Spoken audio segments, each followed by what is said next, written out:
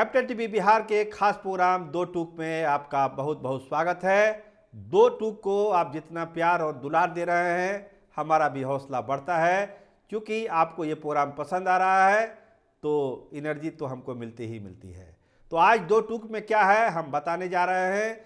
दो टूक में हम बात करेंगे कि क्या कांग्रेस के प्रदेश अध्यक्ष की हैसियत कुछ नहीं रह गई, क्या उनके बातों को कोई नहीं सुन रहा है, क्या राज्यसभा में चले जाने के बाद उनकी भूमिका कांग्रेस में खत्म हो गई, या फिर क्या है कांग्रेस में जिस तरह से विधायक चले गए दूसरे पार्टियों में, इसका आरोप अखिलेश सिंह पर लग रहा है और आला कमान उनसे नाराज है। क्या बात है कि लाख समझाने बुझाने के बाद अखिलेश सिंह के विरोध के बावजूद पप्पू यादव को कांग्रेस में शामिल कर लिया गया। कई मंचों पर, कई स्टेज पर अखिलेश सिंह ने विरोध जताया, प्रभारी को भी जताया जो वहाँ दिल्ली में देखते हैं सारी चीज़ों को, और कहा गया कि आलाकमान तक भी बात पहुँचाई गई कि ये ठीक नहीं रहेगा, पप्पू यादव को शामिल करना ठीक नहीं रहेगा। उन्होंने अपनी राय बताई, विरोध इतना कि मिलन समारोह में भी नहीं गए। तो क्या बात है, कांग्रेस के अंदर कुछ चल रहा है क्या गुटबाजी तेज हो गई एक बार फिर कांग्रेस में? देखिए, सीएलपी लीडर वहाँ पर थे और तमाम नेता थे, लेकिन प्रदेश अध्यक्ष वहाँ पे नहीं थे। तो क्या माना जाए, दो टूक कहा जाए तो कांग्रेस की जो बात है अब अखिलेश सिंह दिल्ली में नहीं रख पा रहे हैं, चाहे वो उम्मीदवारों का चयन हो या और कोई बात हो। कोशिश तो कर रहे थे, मेहनत भी कर रहे थे, लेकिन एक जो भरोसा है अपने विधायकों के जीतने का, वो भरोसा वो नहीं जीत पा रहे। वजह क्या है, जब आप कांग्रेस के अंदर की राजनीति में जाएंगे तब आपको खुद ब खुद पता चलने लगेगा कि आखिर अखिलेश सिंह की बात को क्यों नहीं माना कांग्रेस का आलाकमान, और पप्पू यादव की एंट्री क्यों हो गई। तो कहा यह जा रहा है, जो हमारे सोर्स हैं वो यही बता रहे हैं कि लालू यादव का फरमान था कि पप्पू यादव को शामिल करा लिया जाए, उनके पार्टी का विलय करा लिया जाए। पहले बात थी आरजेडी में जाने की, लेकिन वहाँ पर लालू यादव ने, तेजस्वी यादव ने हरी झंडी नहीं दी कि नहीं, आपका कांग्रेस में ही जाना सही रहेगा, और केवल कहा ही नहीं बल्कि उनकी पैरवी भी कर दी कि आप उनको शामिल करा लीजिए। पूर्णिया की अगर सीट जीतनी है तो पप्पू यादव को शामिल कराइए। तो क्या पूर्णिया के बारे में अखिलेश सिंह का आकलन अलग था? क्या वो दूसरे कैंडिडेट को चाह रहे थे? क्या उदय सिंह से उनकी कोई बातचीत हो रही थी? वो उदय सिंह को पूर्णिया लड़ाना चाहते थे कांग्रेस के टिकट पर, वो पहले भी लड़ चुके हैं उदय सिंह। तो ये जो गुत्थम गुत्था चल रही है कांग्रेस के भीतर, और जिस तरह से लालू प्रसाद ने इंटरफेयर किया इस मामले में, अखिलेश सिंह का खेमा निराश और हताश है कि अध्यक्ष महोदय की ही बात नहीं मानी जा रही है, तो हम जैसे दूसरे दर्जे के नेता और कार्यकर्ताओं की बात आलाकमान या बड़े नेता क्या मानेंगे।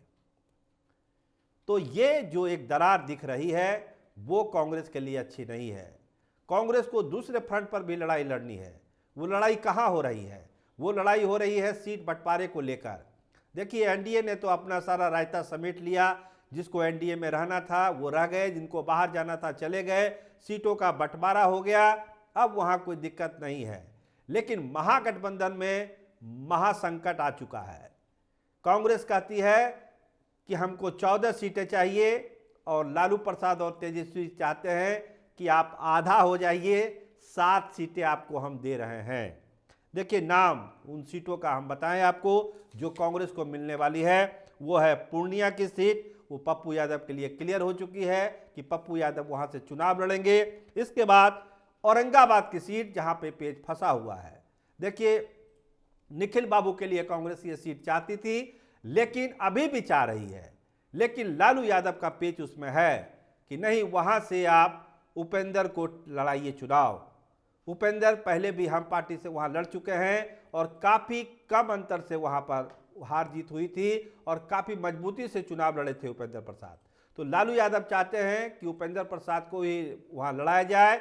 आरजेडी के वो पुराने सिपाही रहे हैं, तो लालू यादव की पैरवी उपेंद्र प्रसाद के लिए है। लेकिन निखिल बाबू का कद क्या है कांग्रेस में, ये किसी को बताने की जरूरत नहीं है। तो यहाँ पर पेच कांग्रेस और आरजेडी के बीच फंसता हुआ दिख रहा है। अरे आइए, कटिहार की सीट तारिक अनवर के लिए, लेकिन वहाँ पर भी बताया जा रहा है कि लालू प्रसाद के मन में कुछ और ही चल रहा है। मुजफ्फरपुर, सासाराम, समस्तीपुर। देखिए समस्तीपुर से दो नाम हैं, एक बी के रवि बड़े नौकरशाह रहे हैं, पुलिस अधिकारी रहे हैं, और दूसरा है पूनम पासवान भी चाह रही हैं। तो ये जो विधायक वाला पेज आके फंसता है, वहीं पे अखिलेश सिंह निराश हो जाते हैं और नाराज भी हो जाते हैं, क्योंकि विधायकों का बहुत ज़्यादा समर्थन अखिलेश सिंह के साथ नहीं है। क्योंकि जो घटनाक्रम बिहार में हुआ, चाहे वो राज्यसभा चुनाव हुआ हो, विधान परिषद का चुनाव हुआ हो, उसमें कहीं ना कहीं से विधायकों को ऐसा लगता है कि अखिलेश सिंह ने उनकी बातों को बहुत प्रमुखता से नहीं रखा, चीज़ों को उस समय ठीक से नहीं उठाया। तो अब ये 6-7 सीटें हैं, 7 सीटें हैं जो कांग्रेस के लिए लालू प्रसाद के तरफ से रखा गया है, लेकिन इसमें भी कुछ ऐसी सीटें हैं जिसमें लालू प्रसाद अपने प्रत्याशी देना चाहते हैं। तो समझ सकते हैं चीज़ें कहाँ जा रही है। एक तो आप 14 मांग रहे थे, 14 से ये संख्या 7 पे आ गई, और 7 में भी अगर कैंडिडेट आने लगे लालू प्रसाद के तरफ से, तो कांग्रेस की स्थिति क्या रहेगी, ये समझने की बात है। कांग्रेस के कई नेताओं से बात हुई, ऑफ द रिकॉर्ड बोलते हैं कि इससे अच्छा है कि 40 सीट पर हम लोग क्यों नहीं लड़ जाएं। पप्पू यादव आ ही गए हैं, पशुपति कुमार पारस खेमे को भी हम लोग ले लें, बाकी और जो छोटे दलें हैं उनको भी मिला के एक चुनाव ही हो जाए, 40 सीट पर लड़ जाए। लेकिन राहुल गांधी और तेजस्वी यादव और लालू प्रसाद के पास तरह जो बॉन्डिंग है इन लोगों की, उसमें लगता नहीं कि इस तरह का कोई बड़ा फैसला कांग्रेस ले लेगी। खासकर इस लोकसभा चुनाव में जब ऐलान हो चुका है, समय बहुत कम है, कांग्रेस कुछ इस तरह का बड़ा स्टेप उठाएगी ऐसा लगता नहीं है। तो रास्ता निकलेगा कैसे? जब रास्ता फंसा हुआ है, प्रत्याशी आरजेडी का, टिकट कांग्रेस का, ये चलेगा कैसे? कांग्रेस को अपने बलबूते अगर बिहार में खड़ा होना है तो सीटें ज़्यादा लड़नी पड़ेगी। चुनाव लोकसभा का है तो कांग्रेस को ज़्यादा से ज़्यादा सीटें लड़नी ही लड़नी है, विधानसभा की बात नहीं है। विधानसभा में तो लालू यादव का अपरहेज होता ही है, तेजस्वी यादव का अपरहेज होता ही है, लेकिन जब लोकसभा की बात है, राहुल गांधी की बात है, तब कांग्रेस 7 सीटों पर कैसे कंप्रोमाइज करेगी?